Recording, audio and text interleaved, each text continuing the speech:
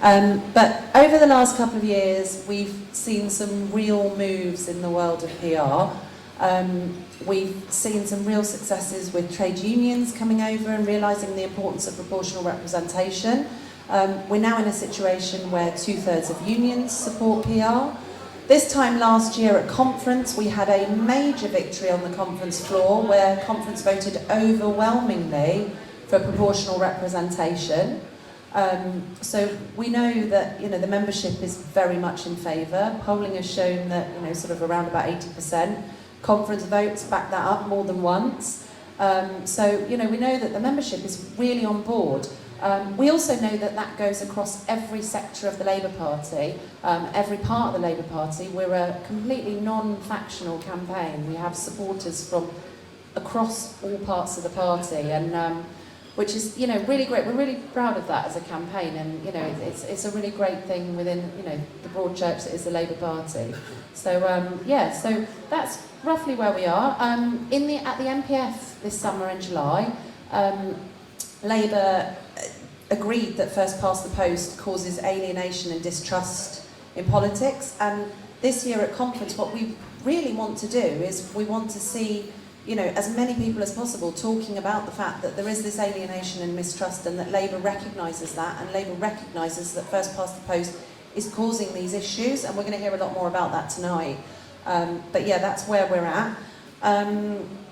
So yeah, I mean, everyone's realising that this distrust and alienation is, it's even accepted by Rishi Sunak that there are major problems with our politics. And that we can't deliver the economic change that the country needs whilst we've got such big problems at the heart of Westminster. Tomorrow night we've got a rally on. I'll tell you a bit more information about that later, but Andy Burnham's going to be joining us for that. And I'm going to start tonight's event with a quote from Andy because I really think it sort of tees up the whole event for this evening. But Andy said, "You can't pose as being tough on regional inequality if you're not prepared to be tough on the causes of regional inequality. Of course, those causes are complex and varied, but one of the most fundamental is the UK's political system. The time has come to tell it as it is, that Westminster has created England's north-south divide. Over centuries, it's denied us both the investment and the power to act for ourselves. It can't, by definition, supply the solution. Successful levelling up requires nothing less than a complete rewiring of Britain." And so this evening, to talk about the inequalities within our voting system and the inequalities within our society, we've got first up Professor Rob Ford. He's a Professor of Political Science at the University of Manchester. He's published several books on the subject of politics and particularly things like PR and issues with the British political system. And I'm going to hand over to Rob to speak for this evening.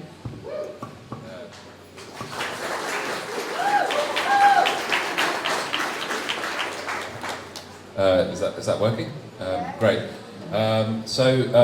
I've got two minor disadvantages speaking now.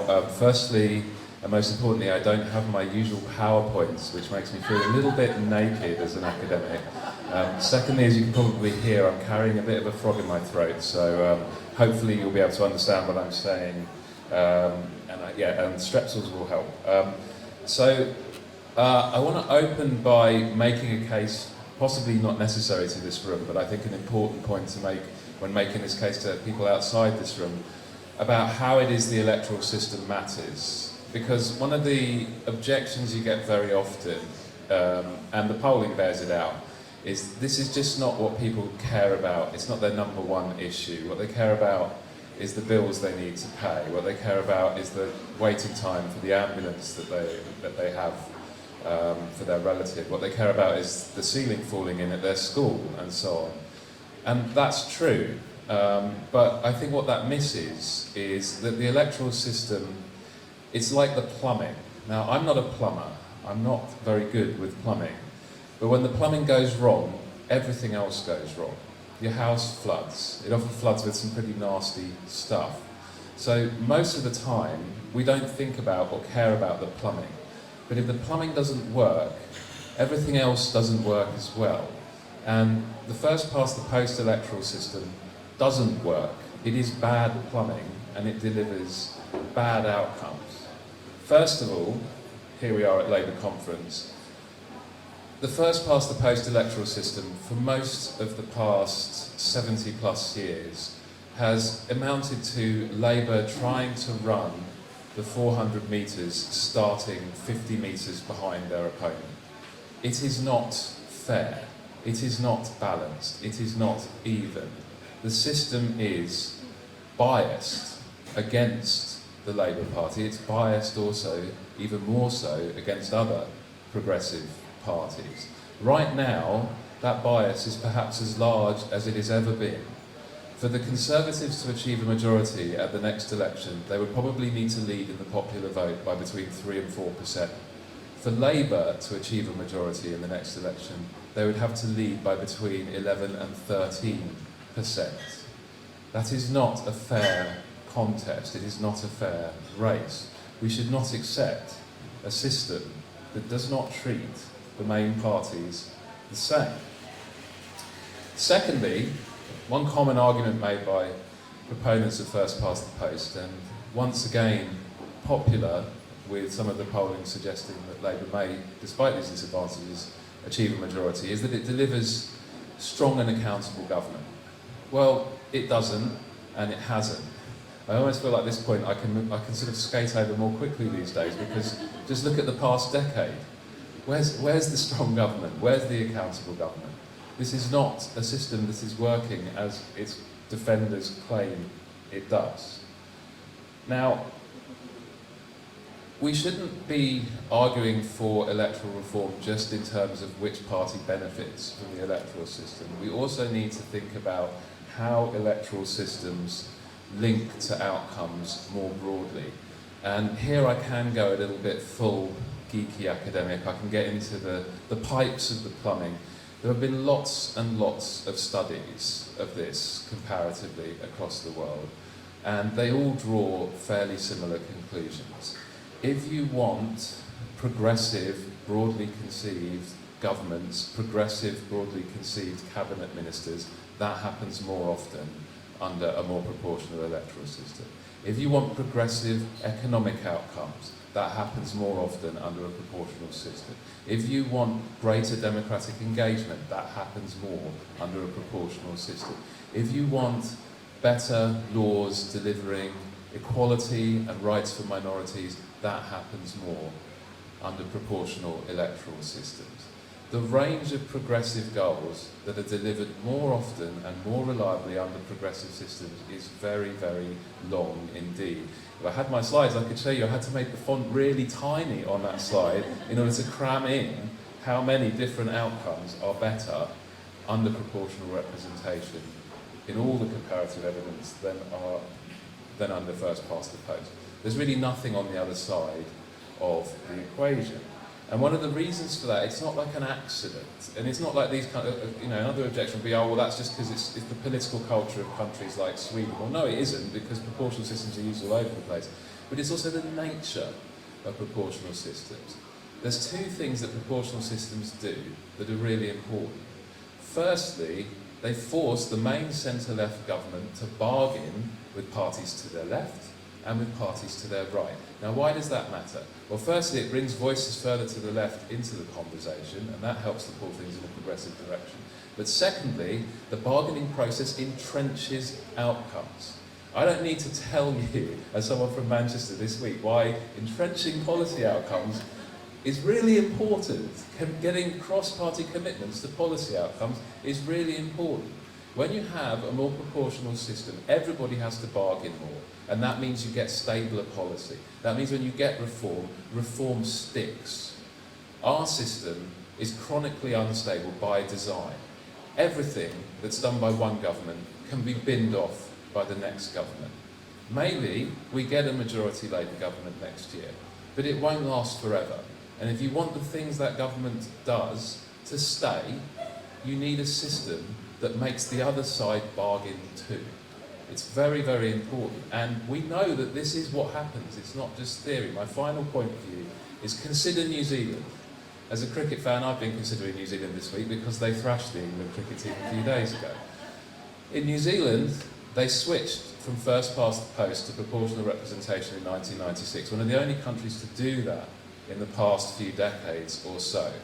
Since they did that, the New Zealand Labour Party has won more often, governed more often, and delivered more progressive policy on things like workers' rights. We've seen more attention paid to trade unions by the New Zealand Labour Party than was the case before.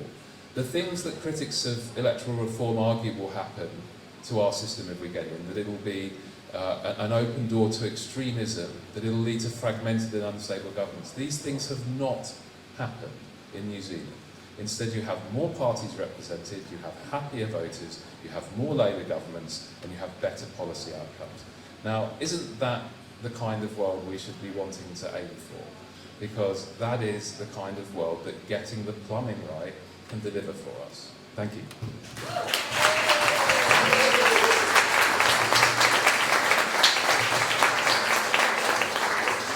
Thank you so much, Rob. Who knew we were getting a talk on how important our plumbing is? But I don't think anybody saw that coming for a Saturday night. Oh, we're a bit echoey. I'm going to introduce Dr. Jess Garland next. She's Director of Research and Policy at the Electoral Reform Society. And Jess is going to talk to us a little bit about what she's been up to. Also allergic to Caroline this evening for some reason. So, yeah, thank you so much for that. And thanks, Rob, because that was so clearly a clear outline of how our systems affect the outcomes we get. And in so many ways, inequality is baked into our system, into our plumbing. And I think one of the ways is just simply geographically. We have this crazy safe seat, marginal seat divide, and more often than not, we see public funds finding their ways to those marginal seats rather than the seats, the areas that are most in need. And as we go on, the number of marginals is getting smaller. It's no surprise we're seeing these regional inequalities. And we also get inequality through poor decision making, poor policy, as Rob was saying just now. And one of the ways the system encourages that is through the electoral dynamics. So with first past the post, you don't need to appeal to the majority of voters. You don't even need the majority of voters. What you do is appeal to your base. And that base can be really, really small, right? It's not a lot of people. And so in elections, and then the run-up to elections, and most of the time really, we end up with this fixation on a small range of polarising issues that are not the big policy issues, not the big policy challenges that we need our governments to be dealing with. And then we get the more dangerous and more subtle impact of trends towards contracts for mates, towards nepotism, towards corruption, because there's this lack of accountability in our system, a lack of checks and balances. And that's because we're so centralised, that's propped up by first past the post. And every government needs the occasional nudge, the occasional pushback. And that can come from the courts, it can come from coalition partners, it can come from that buy-in that Rob was talking about just now, from devolved parliaments, from regional leaders. We need to have these other sites of power, and we don't have those in our system at the moment. So it's fine, it's great to have Integrity and Ethics Commission, but we also need something stronger. We need that power sharing model that PR is really the core of. Because I think the big scary thing for me is, right, I think we need to ask ourselves, what political system would we want if Labour's opposition was an authoritarian leaning populist right party? That's not entirely impossible. What political system would we put in place today if that was the future? And I think we need to hold that in our heads. We need to consider what sort of system we would like for the long term.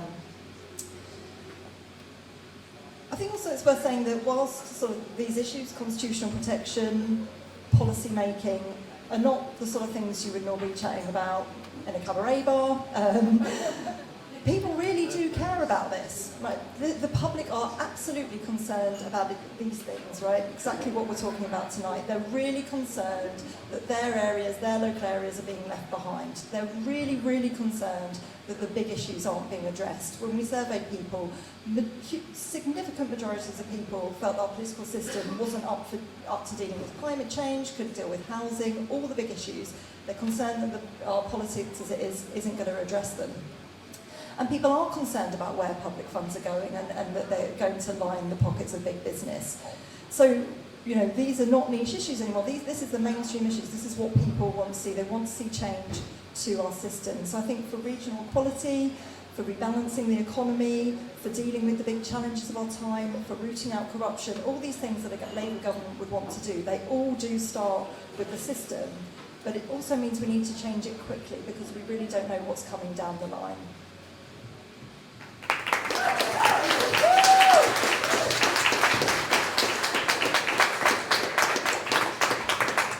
Thanks, Jess. That's really, really interesting, and it's interesting to hear you talking about, you know, how a voting system could safeguard the kind of politics that we want to see. I'm going to hand over next to Paul Sweeney. Paul is the Labour and Cooperative MSP for Glasgow Region. He's a long-term supporter of the campaign. He supported PR before it was cool, as I think did everybody else on the panel. So I'll hand over to you, Paul. Thank you.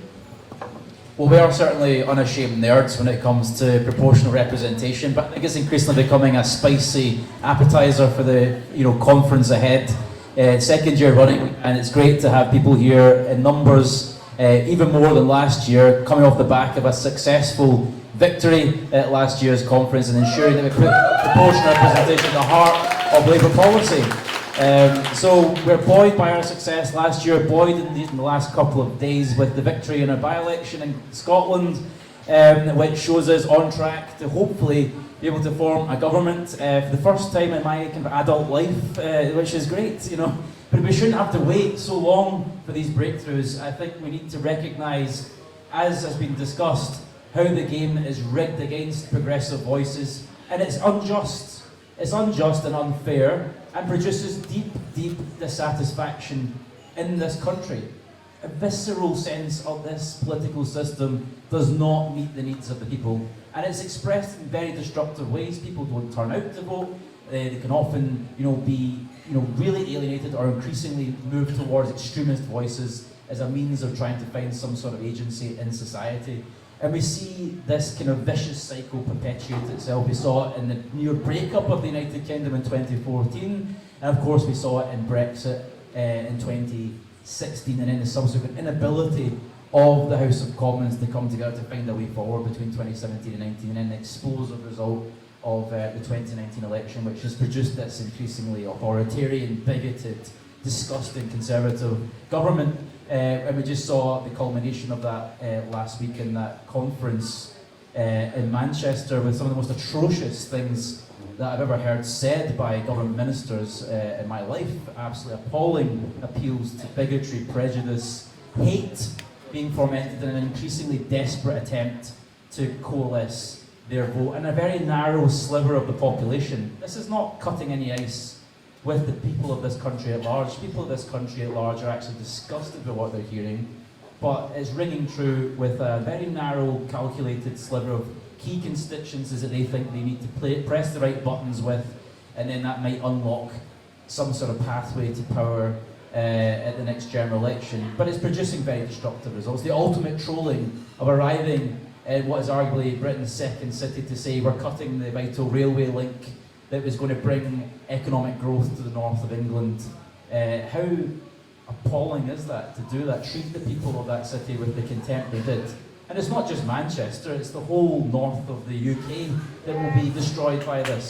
It's the most atrocious act of economic vandalism. And to see what had been a largely entrenched political consensus upended because of a desperate Prime Minister eager to cling to power and is willing to throw the country's national interest to the winds in the pursuit of that selfish interest. I think it's absolutely disgraceful what we saw happen. And now as a result we're going to see the journey time between Glasgow and Manchester get longer. I mean, how perverse that we're going backwards as a country, and then we wonder why people get fed up. They want to just pull the ejector seat and get out of the UK altogether. It's absolutely disgraceful. And I think we need to understand that key point. People aren't necessarily saying, oh, I really want to have the additional member system, I really want to have the single transferable vote. That's not what people are, burning your ears about outside of seminar rooms at universities. And it might be an interesting topic of discussion amongst us about which system might work well, what are the pros and cons. You could bore you all night with that sort of stuff. But what people do sense is a democratic deficit. They sense that their voices are not being heard. And in Scotland for many years that has been, doesn't matter how we vote in Scotland, we just get Tories shoved and imposed on us by England. And actually the truth of the matter is it isn't a Scotland versus England thing at all.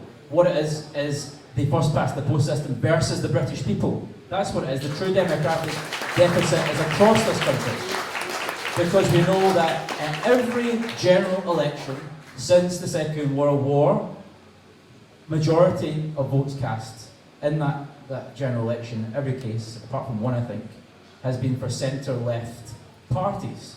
So the will of the people is for progressive voices in politics, for centre-left government. Yet for 2/3 of that time they've had conservative, increasingly right-wing conservative governments imposed upon them. And then we wonder why people vote for things like Brexit, wonder why people vote for things like Scottish independence. Because the system itself is broken and it's been expressed in this frustration. So unless Labour has an answer to that, then we may be at risk of winning the battle next year in the general election, but losing the war for the future of our country. And if this conference's theme is about getting Britain's future back, then electoral reform has to be hardwired into that plan. It has to be at the core of our DNA as a party. Because we are a party of great reforms. We are a party that promoted universal suffrage, the extension of the one person, one citizen, one vote principle, the ending of the rotten boroughs, the extension of democracy through every aspect of our society, not just in the parliaments, but also in the workplace. That is what the Labour movement is all about. So unless we are prepared to accept the reality and press for reform of this broken system, then we may be at risk of the long-term future of our country being untenable. And that would be a great tragedy because it would produce extremely destructive consequences for a lot of working people and end up setting us back decades, if not a century or more. That would be devastating. And then, of course, we need to do it for moral reasons as well. Just last week, I was hosting a meeting in the Scottish Parliament of people seeking asylum in Scotland, young people. And I was, absolutely appalled, almost, moved to tears by what they were telling us. Stuck in these hotels for months on end, young people in their early 20s. We had a guy who came from Syria. He was a veterinary surgeon. He had been stuck in a hotel room for 6 months without the right to work, the inability to study, was on as little as £5 a day, was suicidal, was talking, it was the grief and the frustration was palpable in this young man's face, and many other people in that room, talking about how this asylum system was persecuting them, was destroying their will to live, was denying them their future, sapping the lifeblood of young people. And I was ashamed to be British. I was ashamed sitting there. I had to apologise. It was absolutely disgusting to see what the policies of this country, this government, are doing to young people. But it's all driven in pursuit of a political calculation. These kind of sociopathic policies are destroying people's lives. They're causing untold vandalism. It's not just about train lines, it's about people's lives. It's absolutely disgraceful what's happening in the pursuit of power, selfishly in this country, the collateral damage that it's caused. Young people who feel that they have nothing left. They came to this country with a perhaps misguided but nonetheless romantic ideal of what Britain stood for in the world. Fairness, the ability to progress with your life, liberty, and the ability for everyone to participate in democracy. What a cruel sham it has been for those young people when they realise the true nature of the hostile environment. And to see the way in which the Westminster system is in a Dutch auction, a race to the bottom to try and persecute people like that. I think it's absolutely disgusting. So if we were to reform our electoral system, we wouldn't be appealing to those prejudices. Instead, we'd be building that idea that human rights are critical to our political DNA, that actually a majority of people in this country support the idea of asylum seekers not being, deported to Rwanda and the most appalling human rights abuse in this country's history, but actually want to give them the right to work, want to give them the right to integrate into society and give them opportunities so they can be the citizens, our neighbours, our friends, who will be, at the heart of our communities. That is what we want to have in this country. And indeed, in Scotland, because we have a more proportional parliament, we have a consensus on these things. We do support that. The majority of Scottish parliamentarians support these things. We recognise that we have a declining and ageing population. We need to invite more people in. We're trying to work across parties to find ways around the pernicious no recourse to public funds rules imposed by Westminster. For example, by extending free concessionary bus travel to asylum seekers, try and get them at least an ability to move around and integrate in their communities. But we're having to do it in the face of a system that is geared against us. And then we wonder why people feel that there's no option but to get out. These are all the reasons why we need to support this reform. It will drive a change of behaviour. It will be about addition, not subtraction. It will be about what unites people in this country rather than stoking division, prejudice and hate. That is why we need to get a grip on this, and we need to make it at the heart of Labour's programme for government. So, as we move into this conference with a spirit of optimism, with a wind at our back for the first time in what feels like forever, with the tantalising prospect of government next year, we need to understand why this perhaps geeky, nerdy adjustment to our political electoral system is actually at the heart of so much of what drives us as a party, our movement, our country. It's about fairness, it's about liberty, it's about democracy, it's about human rights. It's about that sense of alienation which crowds out so many, that persecutes so many, that destroys so many lives. Being upended and everyone being brought into a political system where the Parliament will actually start responding and reacting to their true needs. And perhaps we can build a more constructive and fruitful political system as a result. And I think in that system, Labour will flourish. And instead of us being subjected to a Tory century, the next century can be, in fact, a Labour century. Thank you very much.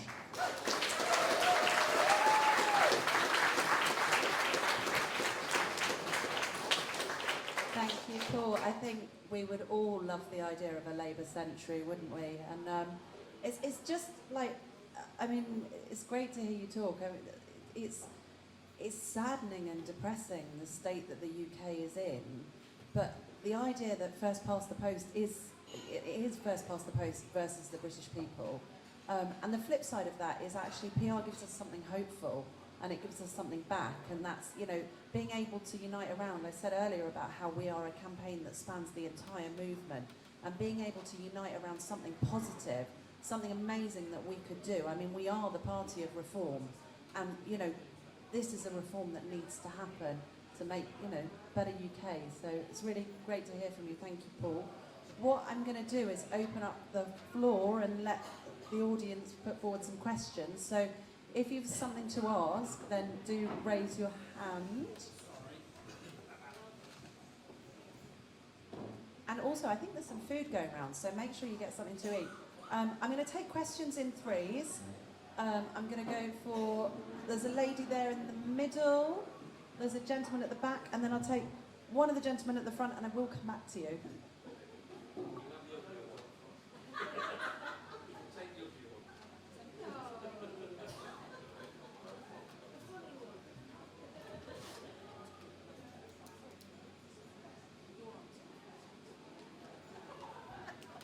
Testing. Hi, I've been at the Women's Conference today.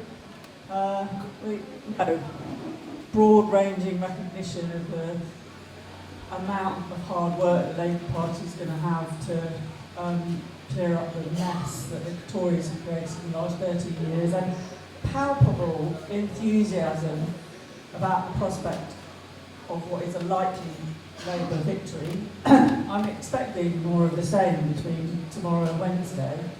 But what's absolutely, completely not recognised is that we've been in this situation before. Those of us who were adults in '97, we lived through having a Labour government, and I know there were problems, but there were lots of good things. And we've lived through that seesaw government process whereby, under first past the post, Labour can rectify all the Tory problems, bring in transformational policies, and the next time or the time after, we can face what we faced after the last Labour. And why like, that's obvious to everyone in this room. Why is it not obvious to everybody else? And how can we raise awareness of the need that if we want a Labour century, we need a different voting system? Thank you. You mentioned about migration and extreme views of migration. For example, UKIP or Brexit Party, I would say, have extreme views on migration that can be quite damaging. To the idea that under proportional representation, so for example, the simple percentage of votes equals percentage of seats. In the 2015 election, UKIP got about, say, 10% of the vote. In that case, they would have 10% of the seats. So they have about 65 seats. So PR allowing extreme parties to get a grip of Parliament and get seats in Parliament, is that not the other side of it? How would you respond to that challenge? Sorry, I'm going to make you run, Sam. You've got one down. Run, Sam, run.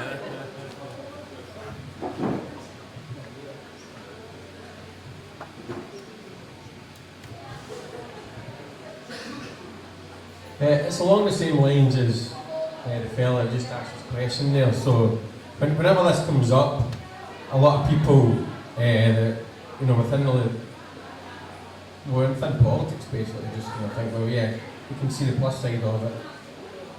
But then they say, but then the fringes of political parties will make their way into, they'll become lawmakers. So we need a counter argument to that, and that's what I want to hear. What is the counter argument to that? We shouldn't fear. To me, we shouldn't fear your Nigel Farage's being in Parliament. We shouldn't fear your hardened communists being in Parliament, because they'll be outweighed by sensible politicians. But is that the argument for that, or is it a different one? Brilliant, thank you very much. Right, what I'm going to do, Sam, I'm going to need the other mic back, I think, or no, you can keep it, we'll swap. We'll take, I think it's Aileen's question first. Aileen was talking about how we protect longer term governments. Jess, would you like to answer that one? Yeah, it's a really interesting point, because we do end up, as Rob was saying, with this huge seesaw in policy, and when I think about all those progressions from 97, how many are still in place and how much is being rolled back? But the policies that still are in place from those years are the constitutional ones, devolution, human rights, just about. These policies are Labour's legacy that still exists today. And so for me, a really important argument is that changing our democratic system for the next Labour government will be a lasting legacy that would be very difficult to undo and would ensure that we have better politics forever and into the future. And that means that we have better politics into the future. We won't end up here in like 15 years' time going, oh my goodness, everything's been undone. We have to start again. So for me, making those fundamental changes, doing the plumbing bit, means that everything else has more stability and more chance of success. And so we then had two questions that were sort of along the same vein regarding the far right. One was more about whether that would be, a situation that would occur, and one was more about what kind of arguments we use to counter that. So I am going to roll them in together. I am going to hand over to Rob on this one, because it's a subject that you've much written on. Yes, my first academic book was on UKIP, so UKIP had been on my mind for a long time, sad to say. I don't, as an academic, I don't normally go in for the kind of sordid rhetoric that we got from Paul earlier, but I might do a little bit on this point because it's a point that actually stirs me to some passion. Last week we actually had Janan Ganesh at the Financial Times making the same argument in the Financial Times, and he said, first past the post has kept the radical right out of British politics, and he published that on the very day that our Prime Minister said he would welcome Nigel Farage back into the Conservative Party. On the very day that we had the Home Secretary using the language of hurricanes and tidal waves about immigration, language we have not heard since the 1960s. Anybody who says first past the post keeps extremism out of politics is kidding themselves. Extremism is in our politics, under first past the post. And not just here. If you look at America, a first past the post system, one of the two parties is extremist. If you look at India, a first past the post system, one of the two parties is extremist. The danger with first past the post is if one party becomes extreme, if activists on the extreme of one party capture that party, because of the inherent pendulum process of politics with only two choices available, extremists will end up in charge, and they end up in charge of everything. Extremism is far more dangerous under first past the post than it would ever be under proportional representation. And that brings me to the second point. Would there be lots of UKIPers in Parliament under proportional representation? Yes, or something like them. There definitely would. This is true in every single country in Europe. And I think anyone who is a fan of electoral reform should accept that at the outset. But that is missing, that is taking 10% of the picture and assuming it's the whole picture. Who else would be in Parliament? More Greens, more Liberals, more progressives to the left of the Labour Party as well. To focus just on one end of this political spectrum is to miss the whole point of electoral reform, which is that it should respect and reflect the diversity of opinion across the whole nation. And if you actually add up the numbers on it, it is not UKIP who are the biggest losers under first past the post. And anyway, they've got a backdoor into the Conservative Party anytime they want it. The biggest losers under first past the post are parties in the centre and on the environmental left and on the progressive left who have lots and lots of votes, but they're spread out across the country so they can never win seats. So, first point, does first past the post keep out extremism? Hell no, it doesn't. Second point, would it mean radical right politicians in Parliament? Yes, sat alongside Greens and Liberals and progressive leftists. And those MPs count too. And they're really important in this argument. Everyone fixates on the noisy people at stage right. But what about the people on the other side of the stage?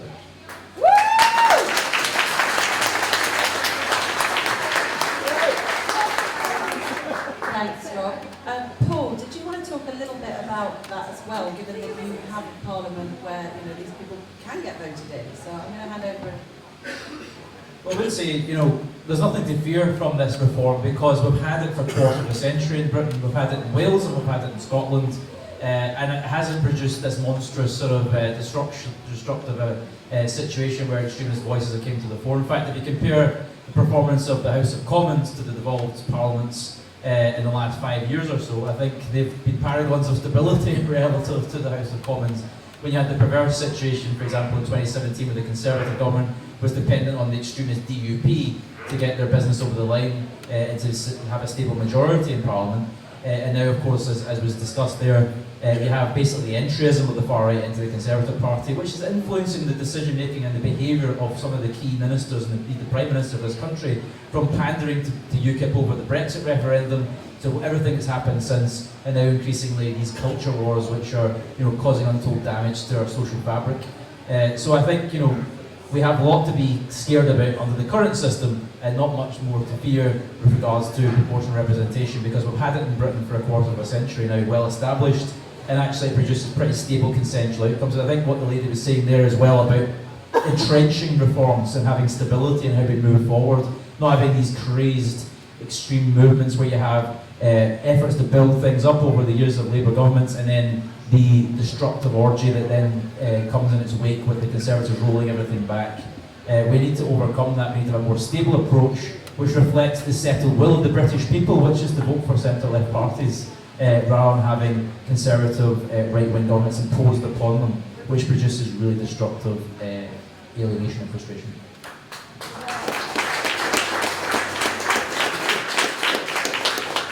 Thank you. We can take it back to the floor for a few more questions. I've got the lady at the front here just behind the pillar. I'm going to take the gentleman here as well to stop Sam from running too far. Although, am I missing somebody behind posts, Sam? You're sort of pointing. Right behind the posts here. They are. You can take that gentleman's third as well.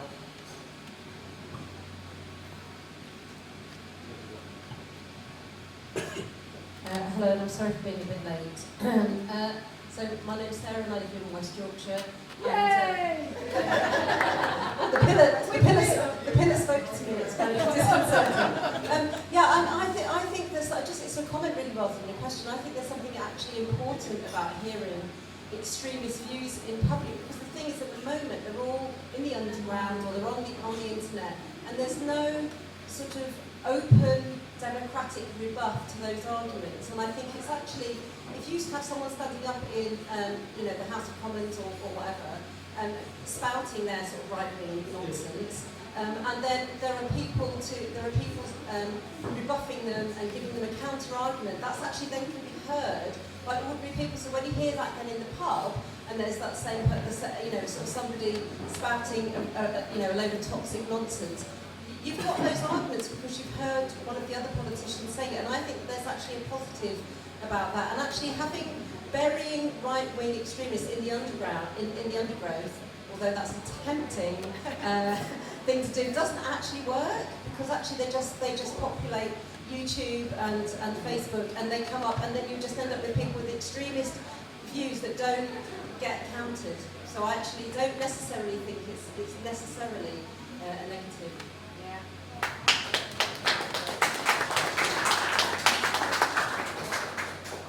Hi there. So my question is, how do you guarantee that proportional representation doesn't get washed away by a majority Labour government, meaning it actually gets acted in law?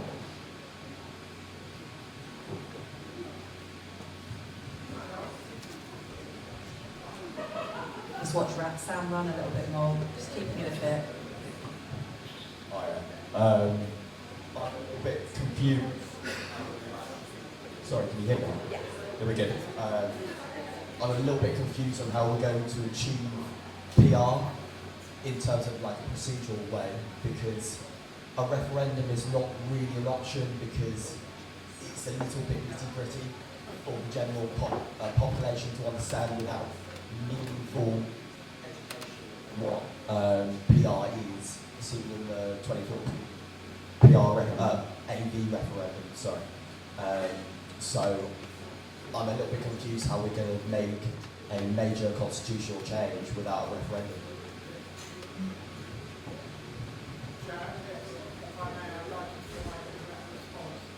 Thank you. I think we'll let the panel respond, and we'll come back to you, Robbie, if you want to make a comment in a minute. If that's okay. So we'll go to the lady at the front to comment first, with regards to, I'm going to call it burying extremists, seeing if they come up like weeds. But I think, again, did you want to come back on that, Rob? I mean, I agree, and it's also what the evidence, the research evidence, and just the common sense evidence shows. I'm a little bit aghast at the kind of complacency that you see from people who will say, "Oh, look at Britain's wonderful electoral system. We've never had any extremists." Well, as was mentioned, actually, that's news to the people of Northern Ireland for one thing. It's also just not true historically. The National Front gained hundreds of thousands of votes, gained council seats, marched through immigrant communities. The BNP gained millions of votes. UKIP gained the largest number of votes won by any third party since the mass franchise was introduced, other than the Liberal Democrats. So it doesn't prevent these votes from happening. It doesn't prevent these movements from gaining support. And I completely agree with you that one of the great harms of attempting to push that stuff to the margins is that you don't, sunlight is the best disinfectant. You don't engage with these arguments and hold them to the account. Something else we see repeatedly in countries that have had these parties for a while is when they end up in government, and they do sometimes end up in government, but never in PR systems on their own. That's one of the great advantages of PR. They're forced to own their own populist rabble-rousing. They're forced to be held to account. And what very often happens is their vote then collapses. Because all of their contradictory promises, all of their simplistic language, it can't be delivered. And one of the best ways to show people that what they are offering is a fantasy is to put them out there and basically argue with that fantasy, engage with that fantasy and burst that bubble. if you just leave it there off stage, it only gains in appeal.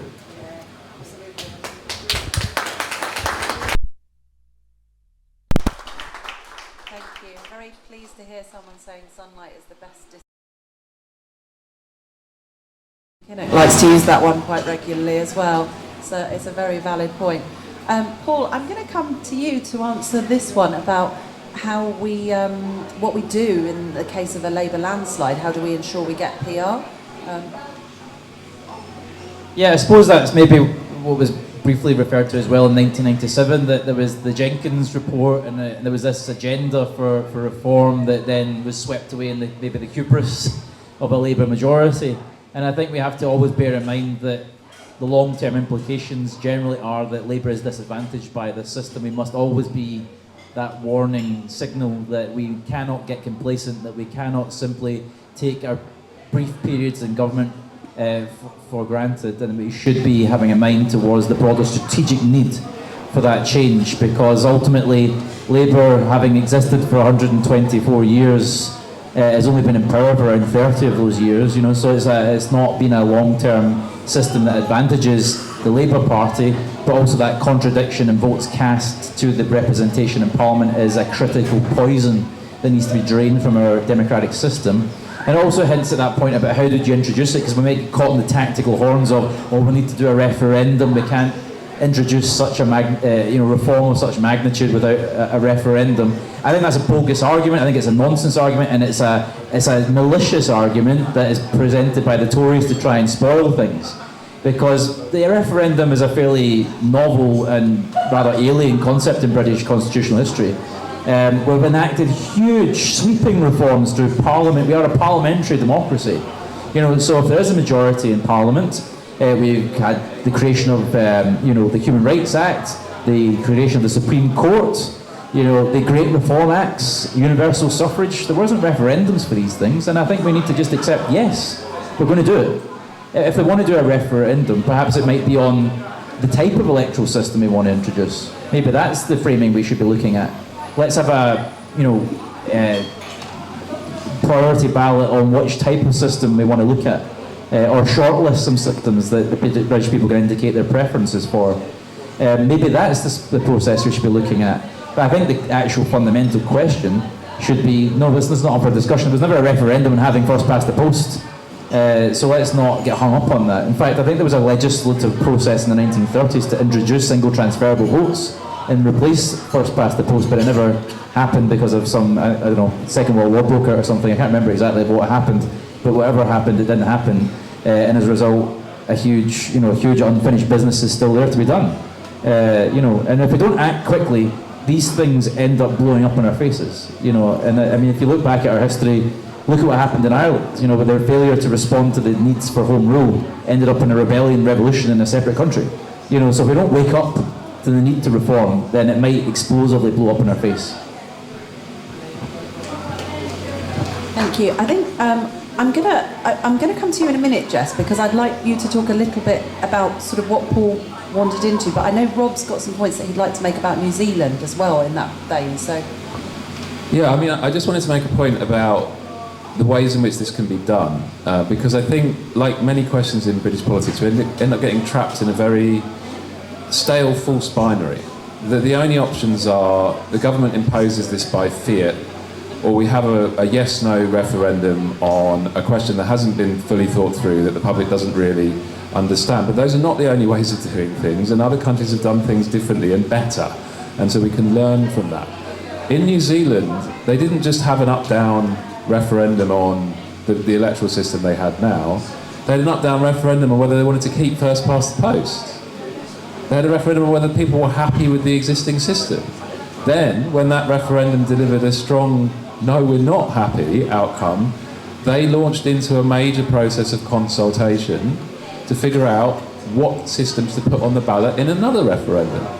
We could learn a lot, incidentally, from our colleagues across the Irish Sea, who are very fond of this kind of model. They call it deliberative democracy, citizens' assemblies.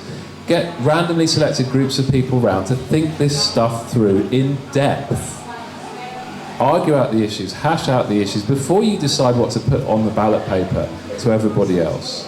So, first of all, do we actually need to have a referendum? Well, I'm of the view that no, you wouldn't. I agree with Paul on that. But also, you don't have to have a referendum on the change. You can have a referendum on the status quo and then launch a process on the change. You know, there are other ways of doing this stuff. And indeed, our whole point as people in favour of electoral reform is that there are other ways and better ways to make choices. So we should kind of live that philosophy in terms of how we introduce this process.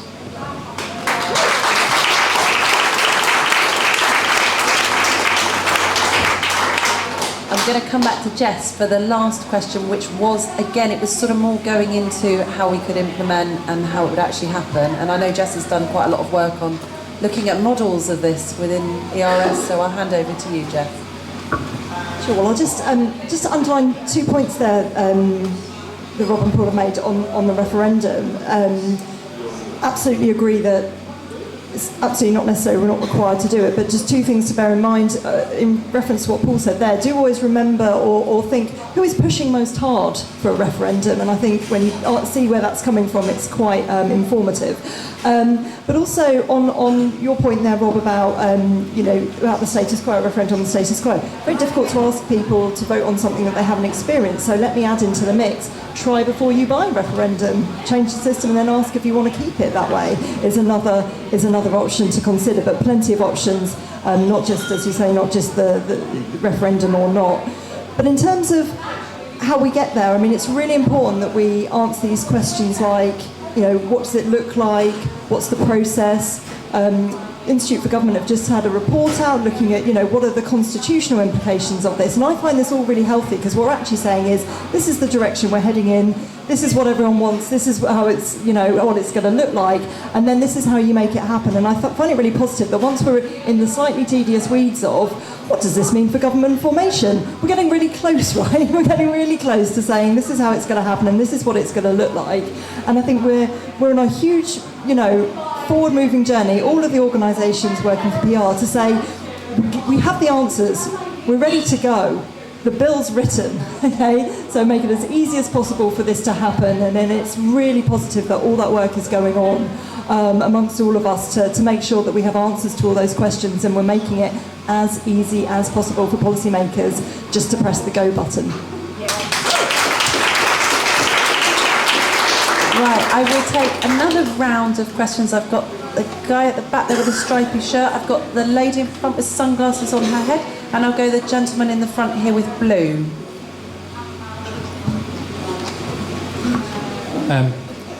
Obviously, the main thrust of this campaign is reform. But is a priority also consistency? Because, as Paul alluded to, there are already electoral systems in parts of the UK. But, for example, in Scotland, we elect our Scottish Parliament in one system, or we elect local councils with another. And I find myself repeatedly trying to explain to my grandmother which system is in effect in which election. She gets very confused. She wants to participate, but she gets confused. And Paul, like me, you'll have no doubt been at counts where you have questionable ballots where people have filled it in wrong. And in a general election, they've put numbers and so on and so on. So should we be pushing for consistency as well as reform?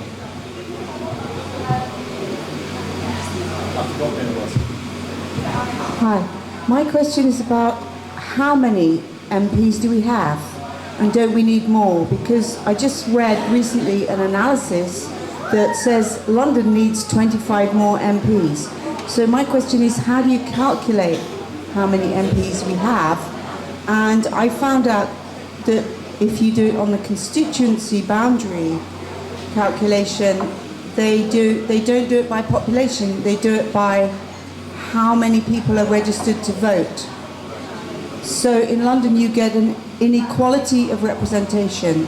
You only get one MP per 117,000 people, whereas in typically conservative areas you get one MP per 97,000 people. So how does PR kind of address equality in terms of equality of representation and the sort of inconsistency at the moment, which is that it's not to do with the amount of people in an area, It's the number of people registered to vote.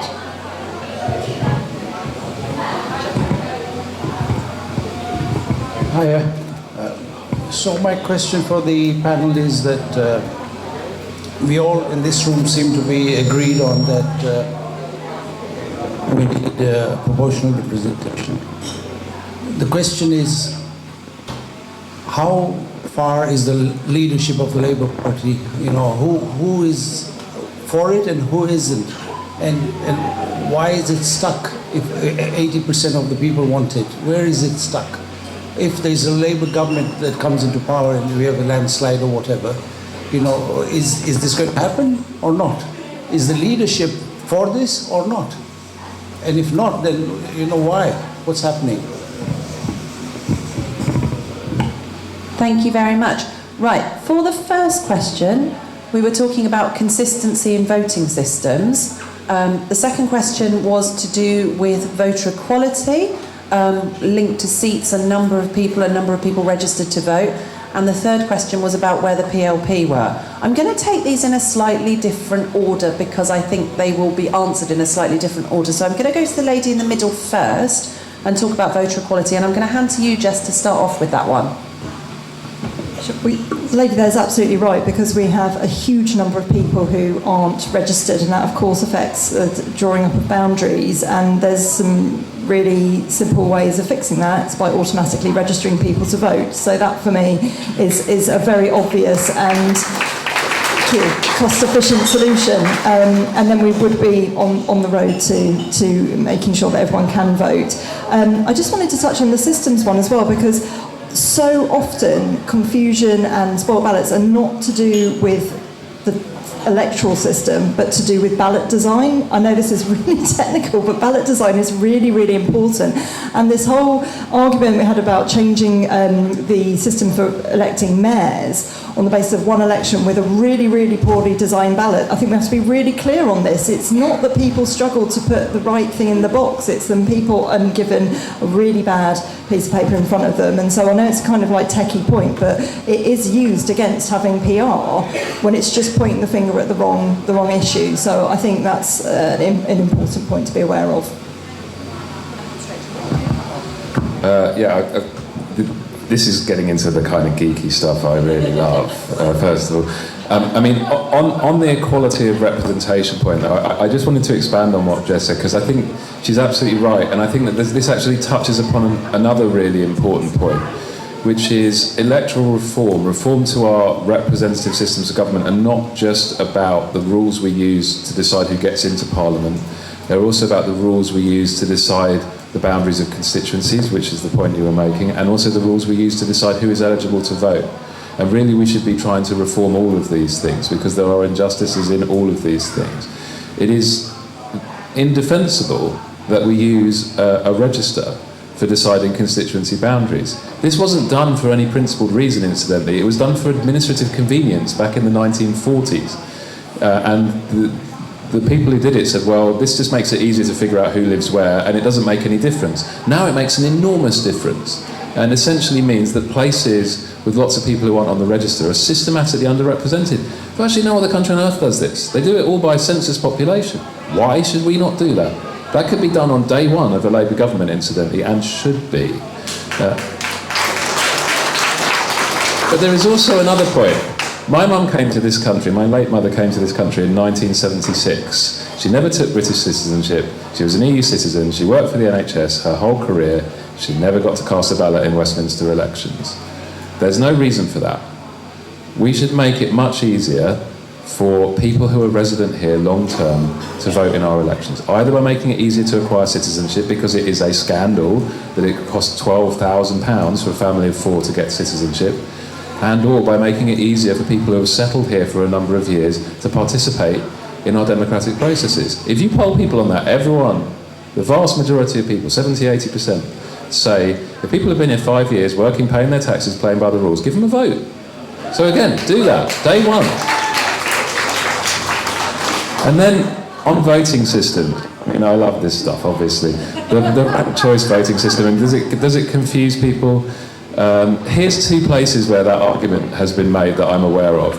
One, when single transferable vote was introduced in Ireland in the 1920s, politicians said people won't understand it.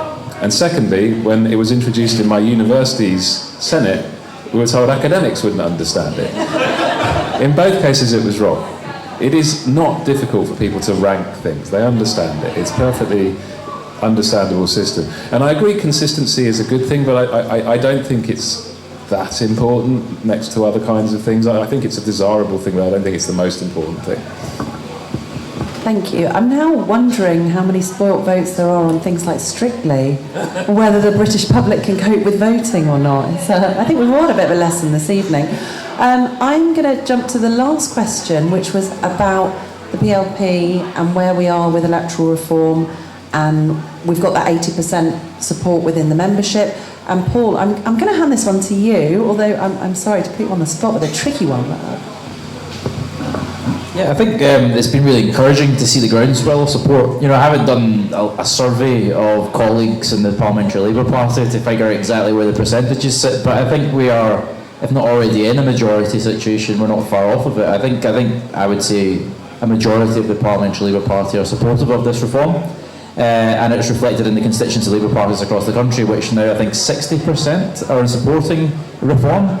And we've got, you know, critical big changes with the trade unions, some of the key trade unions coming in behind this reform just in the last couple of years. So, you know, I think the momentum is with us and we can move towards this. I understand for political calculation there is a reluctance within the party not to create hostages to fortune. We're in a climate of, you know, hyper-polarisation, we're in a climate of culture wars. You know, there's a reluctance perhaps to invite or advertise this reform, and then it'll be, well, Labour are trying to rig the system to, you know, have socialist rule forever, you know, and you can imagine how that would then get dragged into some sort of, you know, absurd, you know, tedious argument with the Conservative press, etc. I can kind of understand the reluctance to do that, but, you know, we can easily start to say, look, we've had it for a quarter of a century, we can move towards this reform. It's a, you know, perfectly reasonable approach. This shouldn't be presented as some sort of radical, you know, eccentric idea. This is normal in pretty much every other democracy in the world, and indeed it's been well established in the UK under the devolved administration. So I think we can move towards this in a much more mundane manner, and it should be a much more technocratic and chilled out process to just bring it in without much fanfare, and I think it can be presented in that way. And it will then unlock so much more opportunity. But I just wanted to address that point that was made from the back of the room, because I think it is an important one. It was dismaying, I must admit, watching in the local government elections in Scotland last year, a lot of votes, particularly from poorer communities, being spoiled. There were a lot of spoiled papers because there were people marking 2 crosses for 2 Labour candidates on the preferential system rather than numbering it, and that did spoil their paper, voided for uncertainty, and it happened a lot. You know, I can't deny that. So there does need to be a bigger programme of perhaps I'm sympathetic to the idea of harmonising. Personally, I'm a big STV fan, but I don't want to make that I don't want to make the perfect enemy the good, right? So I'm personally sympathetic to the idea of harmony. And just having a rational structure that, you know, along with that compulsory registration, compulsory voting I'm in favour of, you know, there's a lot of things I'm in favour of, but, you know, let's not get hung up on the details, let's just get the principle over the line, and then we can start to hammer all that stuff out later on. Yeah, definitely on getting the principle over the line. Right, what I'm going to do, I'm going to take a short interlude, and we're going to hear from Joe Socek, who's going to talk a little bit about our operation at conference, so I'll hand over to Joe. Thank you. Yeah, just a very quick word from the campaign. There's lots of stuff that delegates can be doing at this year's conference and that we need you to do. We're going to be holding a briefing event tomorrow at 1 p.m. at Hobo Kiosk. We've got flyers, so pick one up and come along if you're a delegate. One thing we're not asking delegates to do this year is to prioritise electoral reform in the priorities ballot to get it debated on the conference floor. We had such an emphatic win last year. You know, our unamended motion voted overwhelmingly. We don't need to fight that battle again, and there's no point doing so. It won't take us any further forward than we are. We've got the criticism of first past the post from the party. We don't need to fight old battles. So please don't vote for electoral reform in a priorities ballot. But do come to our delegate briefing. And there's actually one more thing we can all do. We've got to get the word out to other delegates as well. So we're going to be outside conference leafleting, asking them not to prioritise electoral reform and come to our delegate briefing. And if you want to join us, if you're not a delegate, please feel free to do the same. We'll be outside conference from 8:30 tomorrow. Come and meet us there. If you are a delegate, then you can uniquely take a whole load of leaflets, take them into your regional delegate briefing, which is tomorrow at 9 a.m. You'll be able to find out where on the conference documents, and hand out those leaflets to other delegates from your region.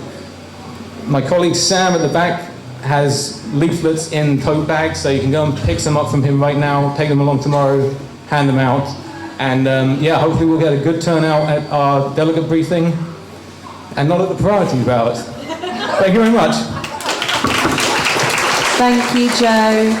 I realise that sounds like a funny old thing for a campaign asking you not to prioritise the issue, but as Joe said, we've won this argument already. You know, taking it to conference floor is, we try people's patience, and actually what we need to do is we need to be looking to our Labour MPs to say, you know, you've already recognised that it creates mistrust and alienation. What are we going to do about it now? How do we fix this? And it's that, you know, we're going to have a really positive conference. You know, we really, really hope there are good things ahead, and what we need to be doing is we need to be pressing our MPs and our prospective MPs to say, how are we going to fix this? How are we going to get PR? How are we going to make that link between the alienation and mistrust that First Past the Post creates to evolving it into something better? So that's really what you need to take away from you tonight. That's my final thought. What I'm going to do is I'm going to hand over to our panel.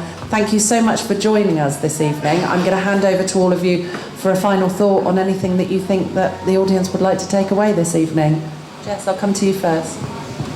It's a bit mean. I was really hoping Rob was going to go first, so I had some time to think about it. I'll just share what struck me, I guess, is just this big shift about the conversation we're having tonight than we would have been having maybe 5 years ago, about these big issues like the radical right and consistency in policy making and all these things where it's so obvious now that the bigger threat is no action than taking action. And I think that's something I would take away, is that we are seeing waves of authoritarianism and populist right voting sweeping across Europe. We need to fix our roof while the sun is just about still shining, because there's something scary coming down the track, and getting that across, that we're not worrying about the few UKIP MPs, we're talking about a whole shift in our political system and how we how we protect our democracy, essentially. So that is the really terrifying and, you know, downbeat thing I'm going to finish on. Sorry about that.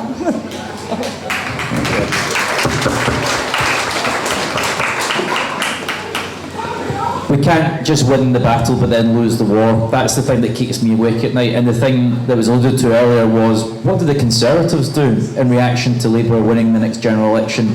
I'm scared about what they might do. I'm scared that they're going to lurch into further extremism, they're going to lurch towards the far right, and the risk of that then becoming a government in future is terrifying for the people of this country. The current electoral system sabotages Britain's future, it undermines our future. We've just seen that, HS2 and all the rest of it. The culture wars, the hostile environment, the decade of austerity, the destructive power of this system is appalling. And it's especially appalling to younger people who have seen their futures robbed from them. We now have the prospect of a generation that will be poorer than their parents for the first time ever. We've got stagnant and declining life expectancy in cities like Glasgow now for the first time in industrial history. It's appalling what's happened, and it's largely the root cause of which is a destructive political system that forces the players or encourages the players to behave in cynical, destructive ways which undermine our national interests and the interests of the broad body politic. So this is about us saying that the first past the post system is against Britain's national interest. It's this electoral system versus the British people. It's Labour's job to finish the grand plan of democratising our society, and this is the next way forward, and we should go out there and wholeheartedly champion it as the next logical step for Britain to unleash its full potential. Thank you.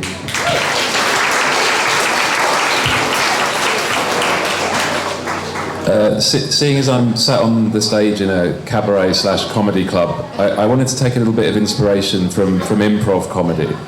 One of the rules of improv comedy is yes and that should also be the rule for people interested in electoral reform, because we can very much increase the chances of our campaign succeeding and achieve a great deal more if we keep saying yes and.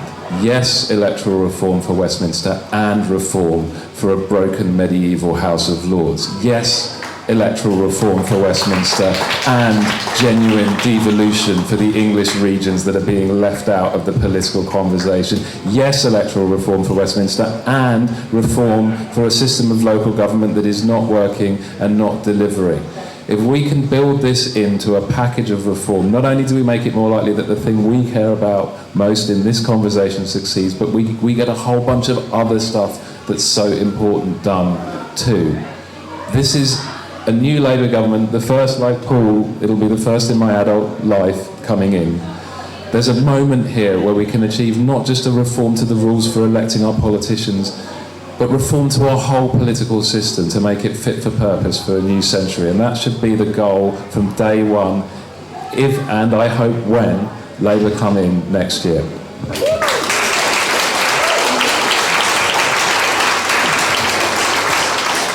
I need someone to hold up a tote bag somewhere, because on them they say a new Labour government, a new way of governing, and I think that kind of sums it up, doesn't it? So all that remains to be said is that, you know, tomorrow we've got our rally for PR. It's at 7 o'clock in the ACC Auditorium 1C. We've got the King of the North, Andy Burnham, will be there, amongst other amazing guests, so definitely come to that one. Also on Tuesday we've got a reception at Kane's Brewery, which is just sort of up the road a little bit towards the Baltic Triangle, so do come and join us, and really, really importantly, come to our delegates briefing at Hobo Kiosk at 1 o'clock tomorrow. There are flyers, there are leaflets, there are tote bags. Help yourself on the way out. Thank you so much for joining us. Thank you so much for our wonderful panel. And we'll see you all. Have a great conference.